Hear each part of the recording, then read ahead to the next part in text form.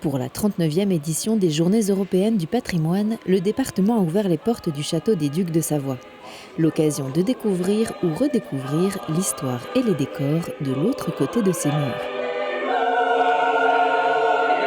3 nouveautés cette année, un ensemble vocal jouant avec les résonances de ce site prestigieux, mais aussi la réouverture, après 3 ans de travaux, de l'Académie de Savoie, une société savante fondée en 1820.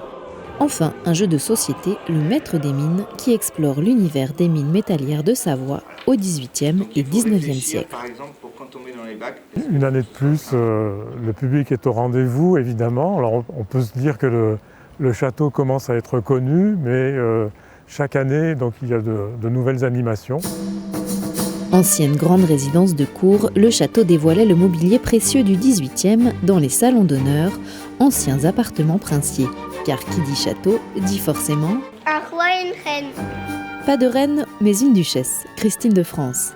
Dans les salles basses, elle était le personnage central de l'escape game, le bijou perdu de Madame Royale, et plongeait les joueurs dans les entrailles du château au XVIIe siècle. Bravo, vous avez trouvé mon collier, vous avez démasqué le coupable. Pour reprendre de la hauteur et comprendre la position stratégique de ce lieu, il fallait grimper les 4 étages de la tour Mironde, un édifice construit au début du XVe siècle, surmonté d'une terrasse avec vue imprenable. Donc à la croisée de 3 grandes routes. Donc, au nord, donc, la route de Genève vers la Suisse. À l'ouest, la route de France vers Lyon. Et puis donc au sud-est, la route d'Italie. Stratégie toujours, mais plus actuelle, la salle des délibérations du conseil départemental. Centré comme ça, si vous voyez la disposition, on centre les idées, on centre les débats, et c'est pas mal quand même comme lieu.